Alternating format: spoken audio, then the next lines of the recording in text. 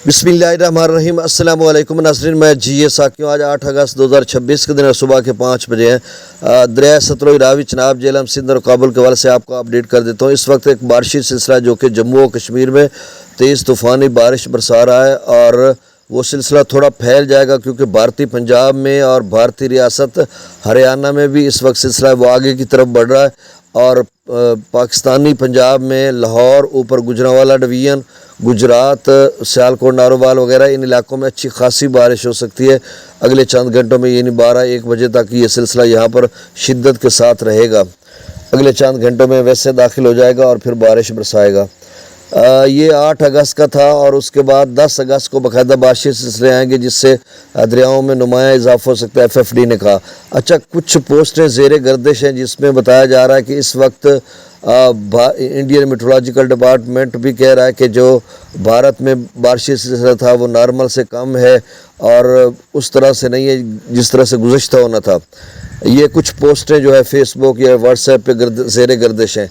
इसको भी हमें देखना है कि क्या वाकई हिमाचल प्रदेश में कम बारिशें हैं और जम्मू और कश्मीर यानी सतलुज, ब्यास, रावी, चनाब के कैचमेंट एरियाज़ में अगर ऐसी खबर है वाक़यातन और ये हकीकत हो तो फिर तो हमारे लिए अच्छी खबर है, क्योंकि हम तो किसी बड़े सैलाब के मुतहम्मिल नहीं हो सकते। पहले पिसा हुआ तबका है सैलाब ज़दा इलाकों में। अच्छा, अगर वेदर रडार की बात की जाए, वेदर रडार तो वैसे 4-5 दिनों की एडवाइजरी देता है। ECMWF मॉडल की जाए तो उसमें तो भाई वो चीज़ें आपको मैंने दिखाई हैं, रात गए भी एनालिसिस करके दिखाई हैं। और श्रीनगर या आप वेदर फॉरकास्टिंग जम्मू और कश्मीर उसके हवाले से भी वो भी आगे चलकर कह रहे हैं अच्छी खासी बारिशें आने वाली हैं। तो अब देखो किस तरह से और कितनी बड़ी बारिशें आएंगी।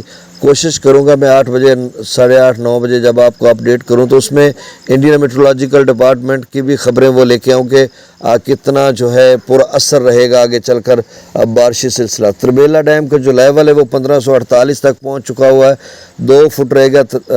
मंगला डैम का जो लेवल है वो 1205 फीट तक पहुँच रहा है। भाखड़ा का 1610-11 तक होगा और पोंग डैम भी 1345-46 तक होगा।